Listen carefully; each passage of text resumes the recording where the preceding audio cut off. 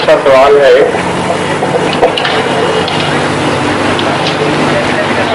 شیعہ دوست کی طرف سے ہی ہے.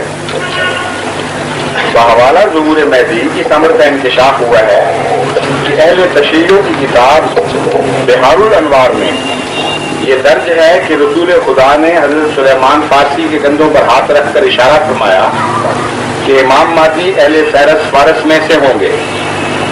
جماعت احمدیہ کے عقائد کے مطابق مرزا غلام احمد کا شجرہ نسب اہل فارس سے ملتا ہے، مگر بحار الانوار میں یہ بھی تذکرہ ہے کہ امام مہدی کعبہ کی دیوار کے ساتھ کھڑے ہو کر اعلان کریں گے کہ میں امام مہدی ہوں. کیا مرزا غلام احمد نے کعبے کی دیوار کے ساتھ کھڑے ہو کر اعلان کیا؟ اگر کیا ہے تو مستند دلائل دیویں. عاشق حسین صابر، فقہ جعفریہ. اس سے پہلے میں یہ بات کھول کر بیان کر چکا ہوں ایک اور سوال کے جواب میں کہ امام مہدی کے متعلق احادیث میں بہت کثرت سے اختلاف پایا جاتا ہے، اور ایسی ایسی حدیثیں ہیں کہ اگر ان کو پورا مانا جائے تو دوسری پوری ہوتی نظر نہیں آتی. اس لیے وہ تمام احادیث جن کا اتفاقات سے تعلق ہو، اگر ان پر آپ بنا کریں گے تو یہ جھگڑا کبھی قیامت تک طے نہیں ہو سکتا. اب خانہ کعبہ کے دیوار والا معاملہ سن لیجئے. اگر سائل کے نزدیک یہ ضروری شرط تھی اور اتفاقی واقعہ نہیں ہے یا اس کا ترجمہ اور نہیں کیا جائے تو وہ جو 14ویں صدی کے آخر پر امام مہدی کا دعوے دار خانہ کعبہ سے اٹھا تھا، اس نے بھی تو اپنی تائید میں ایک حدیث پیش کی تھی، اور وہ حدیث پاکستان کے اخباروں میں چھپی گئی تھی. اور وہ حدیث یہ تھی کہ جب امام مہدی ظاہر ہوگا تو وہ ایک مسلح جماعت کے ساتھ ظاہر ہوگا.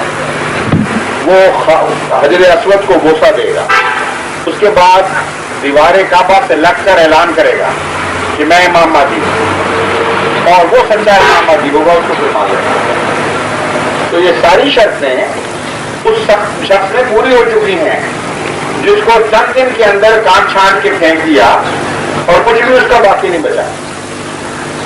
اس لیے تقویٰ کا تقاضا یہ ہے کہ ایسے دلائل ڈھونڈے جائیں جن میں اتفاقی حادثات کا دخل نہ ہو، آفاقی نوعیت کے دلائل ہوں جو قطعی طور پر ایک موومنٹ کے طور پر اپنی صداقت کا دلیل خود رکھیں ہوئے ایک لہر جاری. ایسے دلائل وہ ہوتے ہیں جو شک سے بالا ہوتے ہیں. اب امام مہدی کے دعوے داروں پر آپ نظر کیجئے.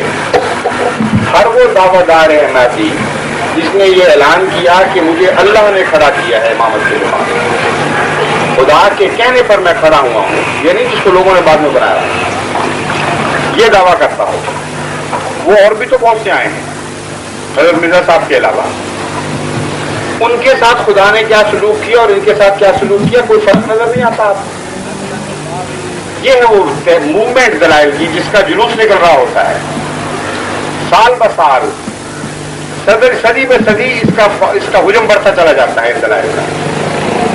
چنانچہ جتنے امام مہدی کے دعوے دار تھے جنہوں نے یہ دعویٰ کیا کہ اللہ نے ہمیں امام بنایا ہے، ان کا ذکر کتابوں میں آپ کو ملے گا، واقعات کی دنیا میں ان کا کوئی نشان باقی نہیں. نہ ان کے سلسلے جاری ہیں، نہ ان کو دنیا میں کوئی اہمیت ہے، نہ ان کے ساتھ قومیں وہ سلوک کر رہی ہیں جو خدا کے سچے لوگوں کے ساتھ مخالف ہمیشہ کیا کرتے ہیں. ایک ہی ہے حضرت مرزا صاحب، اس کے سوا ہے ہی کوئی نہیں جو اس مقام پر کھڑا ہو. اس بات کو آپ کس طرح چھٹوا دیں گے آپ؟ یعنی ایک طرف تو وہ تائیدی حدیث جو خود فقہ جعفریہ کے ان طالب علم نے پیش کی ہے، اس کی اکثر باتیں تو سچی مان رہے ہیں نا، بہرحال یہ حقیقت ہے، اسی طرح ہوا. حدیث میں سب جانتے ہیں کہ کبھی راویوں نے کچھ اضافہ کر دیا، کبھی کوئی معنی صحیح نہ سمجھے، کئی دفعہ اس کے بطن کے معنی ہوتے ہیں وہ پورے نہیں ہوتے. 100% تو ہر حدیث کو پورا کرنا ممکن ہی نہیں. اس لیے ایسی باتیں ہمیں تلاش کرنی پڑیں گی کہ غالب امکان نظر آ جائے، انگلی اٹھتی ہوئی دکھائی دے کہ یہ ہو سکتا ہے. اس کے بعد رجوع کرنا پڑے گا ان شواہد کی طرف جو قومی شواہد ہوتے ہیں اور خدا تعالیٰ کی سنت سے تعلق رکھتے ہیں. بس امام مہدی کی اصل سچائی اس بات سے ہوگی کہ جس طرح پہلے سچوں کی مخالفت ہوئی ہے اس کی بھی ہوگی، اور جس طرح پہلے سچے کمزور ہونے کے باوجود دن بدن غالب آتے چلے گئے، اس طرح امام مہدی کے سلسلے کو دنیا مٹا نہیں سکے گی۔ کمزور ہونے کے باوجود، ہر مخالفت کے باوجود وہ آگے بڑھے گا۔ یہ ہے وہ معیار صداقت جو قرآن کریم پیش کرتا ہے، اور جس معیار صداقت میں آپ کبھی کوئی تبدیلی نہیں دیکھیں۔ تو شخص بالا معیاروں کو چھوڑ کر مشکوک روایتوں کے پیچھے پڑ جانا، یہ کہاں سے انصاف کا تقاضا ہے؟ یہ دیکھیے کہ یہ شان کی گواہی کسی اور دعویٰ دار مادی کے حق میں پوری ہوئی ہے؟ کبھی آپ کو پوری ہوتی نظر؟ جیسا کہ میں نے بیان کیا ہے، تاریخوں کا حصہ بنے ہیں۔ ابھی جو دعوے دار آیا تھا، صدی کو کتنے سال گزرے ہیں؟ نئی صدی کو 2 یا 3 سال گزرے ہیں، اور وہ کہانی بن گیا۔ چند دنوں کے بعد اس کا ذکر بھی لوگوں کو نہیں پتا ہوگا، کتابوں میں محفوظ ہوگا۔ حضرت مرزا صاحب کے ساتھ یہ شروع ہوا، کتنی آپ نے مخالفتیں کی ہیں، کتنے گھر جلائے ہیں، کتنے شہید کیے ہیں احمدی، کتنی دکانیں لوٹی ہیں، کتنی مسجدوں کو آگ لگائی ہے، کتنے اذان دینے والوں کو مارا ہے کہ تم ہوتے کون ہو اذان دینے والے، کتنے بچے یتیم کیے، بیوائیں بنائیں۔ اس سے تو انکار نہیں مجھے، وہ مخالفت کی، لیکن اس سے آپ کو بھی انکار نہیں کہ ہر مخالفت کے باوجود یہ سلسلہ بڑا ہے، چھوٹا نہیں ہے۔ یہ ہے واقعاتی دلیل جو جلوس کی طرح چلتی ہے۔ جس طرح دریا بہتا ہے تو ہر دفعہ وہ ہر سفر کے ساتھ، ہر منزل کے ساتھ بڑا ہونا شروع ہو جاتا ہے۔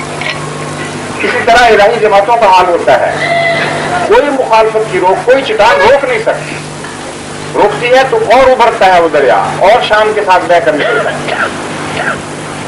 یہ وہ دلیل ہے جو ہر چھوٹے بڑے، ہر ان پڑھ اور پڑھے لکھے کے لیے برابر کا مقام رکھتی ہے اور دن کی طرح روشن ہے۔ بس ان باتوں کو دیکھیے اور خام خواہ مشتبہات میں نہ پڑیں۔